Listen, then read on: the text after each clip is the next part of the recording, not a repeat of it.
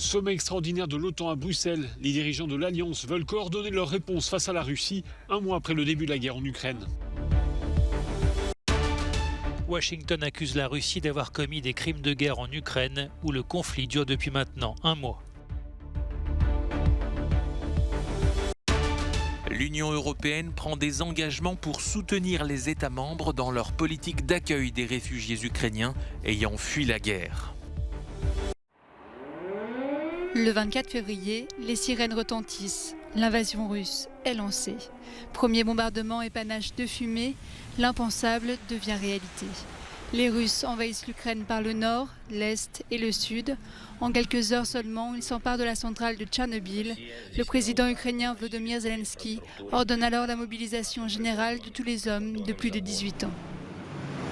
Dans les jours qui suivent, l'Occident annonce une série de sanctions sans précédent contre la Russie. Moscou est déconnecté du système financier international. Vladimir Poutine met sa force de dissuasion nucléaire en état d'alerte. Sur le front, la résistance ukrainienne est plus farouche que prévu.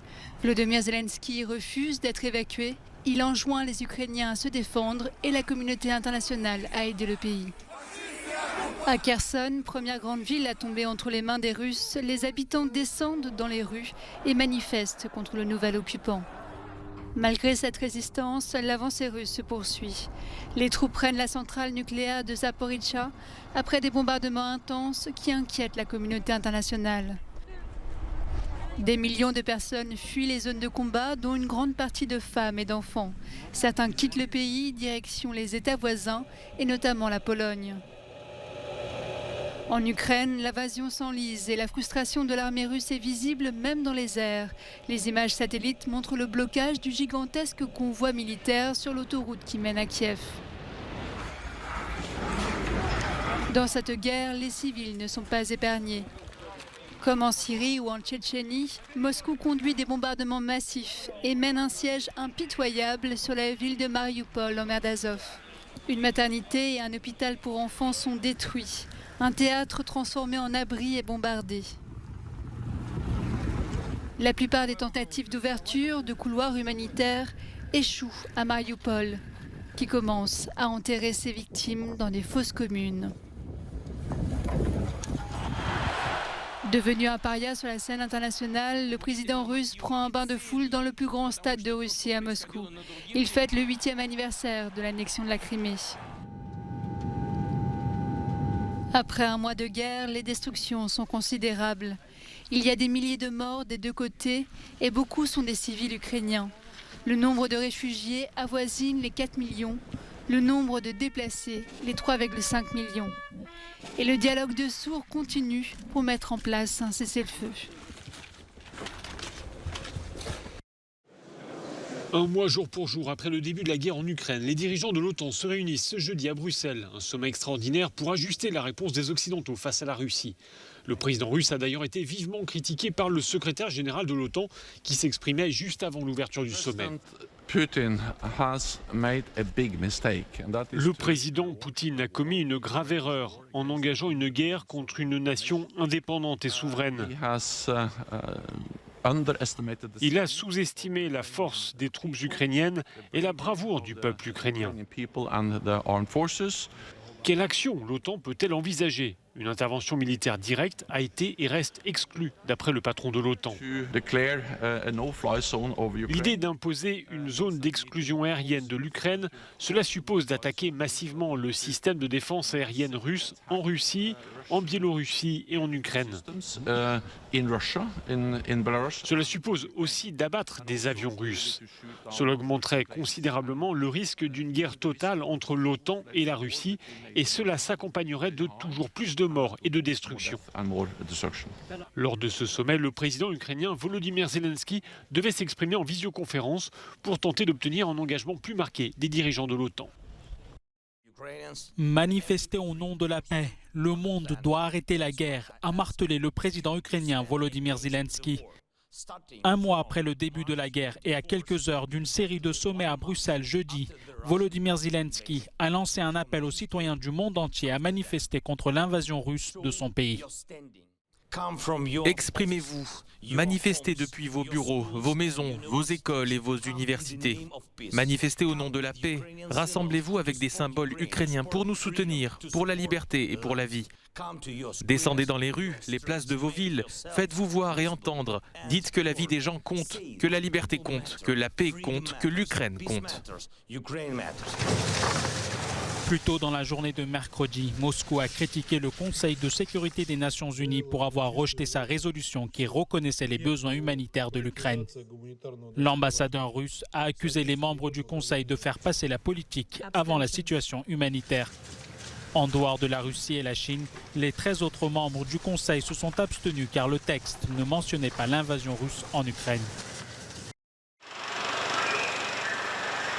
L'Union européenne a annoncé un ensemble de mesures destinées à aider les États membres à prendre en charge des millions de personnes fuyant la guerre en Ukraine.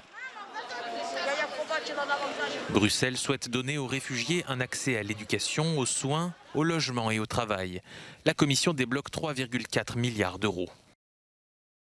Selon les Nations Unies, plus de 3,6 millions de personnes, principalement des femmes et des enfants, ont fui l'Ukraine pour se réfugier dans les pays voisins depuis le début de la guerre et les bombardements incessants de l'armée russe. Le vice-président de la Commission européenne, Margaritis Schinas, a annoncé vouloir soutenir les États membres dans leur politique d'accueil des réfugiés de guerre.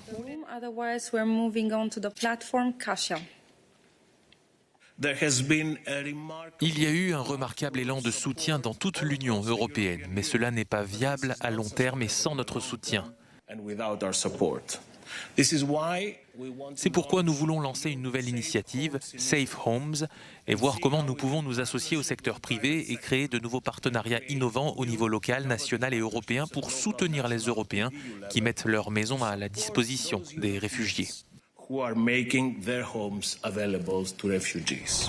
Parmi ces mesures, des dispositifs seront mis en place pour assurer le transport en toute sécurité des enfants non accompagnés qui peuvent être ciblés par des groupes criminels.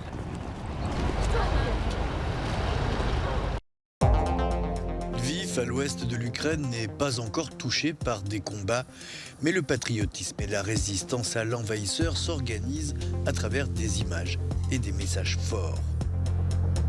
Cet imprimeur sérigraphe met ses machines et son savoir-faire au service de son pays en imprimant bannières et autres affiches de propagande patriotique ukrainienne. Ce sont des slogans patriotiques qui motivent notre peuple et nos soldats. Nous faisons cela pour le patriotisme, pour un plus grand esprit de combat. Nous faisons cela pour le peuple. Il est écrit ici que c'est notre terre et que nous ne lâcherons aucun morceau. La Crimée, le Donbass, la région de Lougansk, tout cela est l'Ukraine, nous ne céderons rien.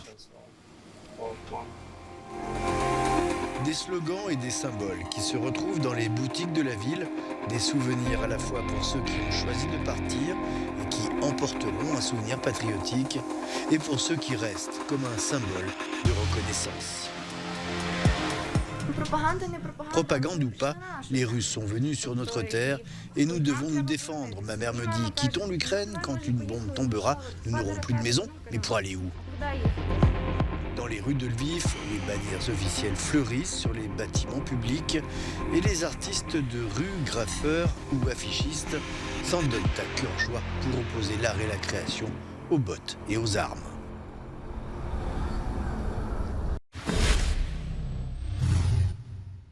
La dépouille d'Ivan Colonna, dont la mort après son agression a suscité une vague d'émotion en Corse, est arrivée à Ajaccio mercredi soir. Les funérailles du militant indépendantiste condamné à la perpétuité pour l'assassinat d'un préfet auront lieu ce vendredi à Cargès, berceau de la famille Colonna. Ivan Colonna avait été agressé le 2 mars dans la prison d'Arles par un codétenu qui purgeait une peine pour terrorisme. 10 millions de volailles ont été abattues en France depuis fin novembre, un chiffre record pour endiguer le plus sévère épisode de grippe aviaire qu'ait connu le pays. Près de la moitié des animaux tués viennent des pays de la Loire, confrontés à une flambée inédite. Au total, 34 pays européens ont été touchés par le virus depuis sa réapparition sur le continent à l'automne dernier.